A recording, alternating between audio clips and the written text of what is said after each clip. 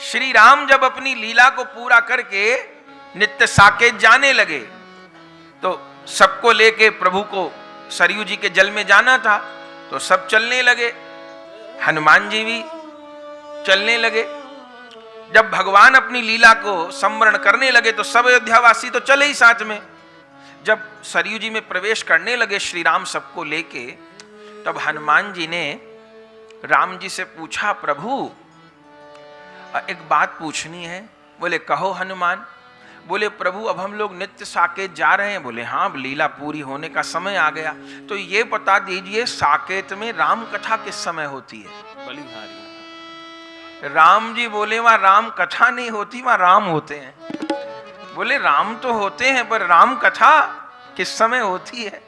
राम जी हंस के कहे, हनुमान वहां साकेत में राम कथा नहीं होती, वहां तो राम लीला होती है, हम होते हैं हमारी सेवा।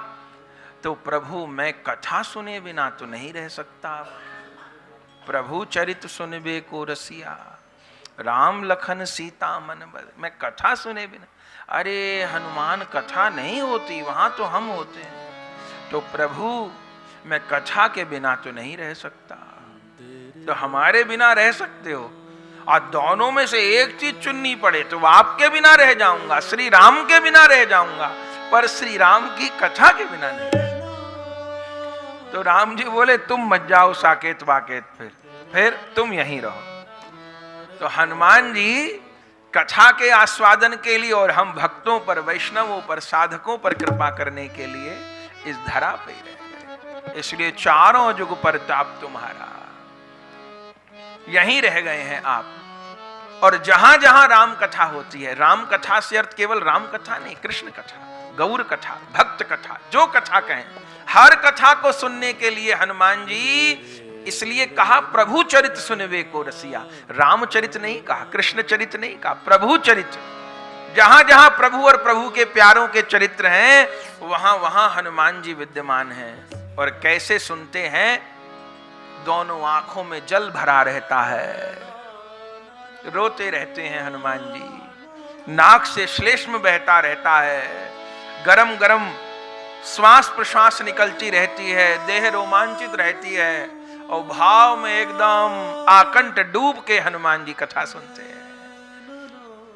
तो हनुमान जी को राजी करना हो तो सवा मनी लोग भोग लगाते हैं, मोतीचूर का लड्डू और बेसन का लड्डू और मालपुआ, बढ़िया बात।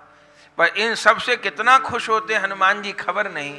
पर हनुमान जी को प्रतिदिन रामचरितमानस सुनाई जाए, भागवत जी के श्लोक सुनाए जाएं, तो बहुत राजी होते हैं, बहुत राजी होते हैं, बहुत राजी होते हैं। गोस्वामी तुलसीदास जी को हनुमान चालीसा लिखनी थी, लेकिन हनुमान चालीसा है जगत के कल्याण के लिए। हनुमान जी को याद किया, और याद करते हनुमान जी तो प्रकट। कहिए तुलसीदास जी क्या बात है? बोले प्रभु मैं हनुमान चालीसा लिखना चाहता हूँ। हे भगवान क्या करोगे लिख के, क्या होगा इससे? बोले प्रभु आपका जस गाना चाहता हूँ ताकि और सारे जगत का कल्याण हो। हनुमान जी उठ के चल पड़े, बोले राम कथा की बात हो तो बुलाना, हम अपनी कथा नहीं सुनते कभी। अब तुलसीदास जी चक्कर में पड़ गए, क्या करें? हनुमान जी की चालीसा कहनी है, हनुमान जी नहीं रहेंगे तो कैसे सिद्ध स्त्रोत बनेगा? तो तुलसीदास जी भक्त बहुत चतुर होते हैं, तो तुलसीदास जी बहुत चतुराई की। हनुमान जी से कहा पधारो प्रभु, मैं राम जी का ही यश गाऊंगा, और आपका यश राम जी के यश से अलग छोड़ो है, भक्त भगवान का यश तो एक ही होता है, तो आप विराजो। तो ठीक है राम जी का जस गाना? बोले हाँ आप विराजो तो सही। तो हनुमान जी विराजे, और गोस्वामी जी ने क्या लिखा सब जानते? श्री गुरु चरण सरोज रज निज मन मुकुर सुधार। गुरुदेव की चरण रज से अपने मन रूपी दर्पण को स्वच्छ करके क्या करता हूं? बरनऊ रघुवर।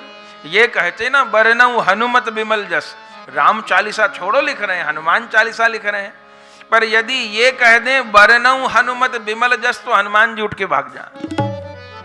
चतुराई करी, बरनऊ रघुवर बिमल जस जो दायक फल चार। मैं रघुवर का बिमल जस करता हूं वर्णन, और फिर पूरी हनुमान चालीसा गा दी।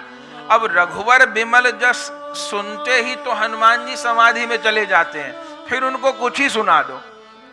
भक्त लोग यही तो चतुरता करते हैं, राम जी का नाम लेके हनुमान जी को मना लिया, फिर अपनी दुनिया के रोने रो लिए, ये कर दो, वो कर दो, वो कर दो। क्योंकि रघुवर का बिमल जस ये नाम सुनते ही हनुमान जी समाधि में चले जाते हैं, फिर सब कुछ सुन लेंगे। और ये कहा तुम्हारा जस गाएंगे तो नहीं सुनेंगे वो, तो रघुवर बिमल जस, फिर पूरी चालीसा गा दी। किसी ने तुलसीदास जी को कहा कि भाई अब आपने भले रघुवर बिमल जस कह दिया, पर ये तो झूठ ही माना जाएगा ना, कपट ही माना जाएगा। और रघुवर बिमल जस कह के आपने हनुमान जी की चालीसा गा दी।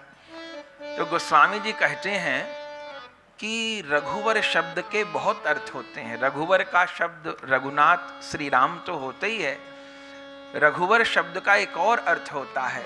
बोले क्या? बोले रघुवर शब्द का अर्थ होता है, अब भक्तों की भावना में तो बहुत अर्थ हो सकते हैं, रघुवर के भक्तों में जो वर है, वर कहते हैं श्रेष्ठ को, तो राम जी के भक्तों में जो सबसे अधिक वर है, श्रेष्ठ है, वो हनुमान है। तो वर्णव रघुवर बिमल जस माने वर्णव हनुमान जस, अथवा रघुनाथ जी ने जिस भक्त का वर्ण किया है, जिसको वरा है, ऐसे हनुमान जी महाराज। सुमिर पवन सुध पावन नामू अपने बस करी राखे नाम। राम जी ने जिन भक्त का वर्ण किया है, तो रघुवर नाम हनुमान जी का है। तो कहा रघुवर, और हनुमान चालीसा को गा दिया। तो हनुमान जी रघुनाथ जी का जश सुनने के लिए और सारे जगत पर कृपा करने के लिए यहीं रह गए, साकेत नहीं गए।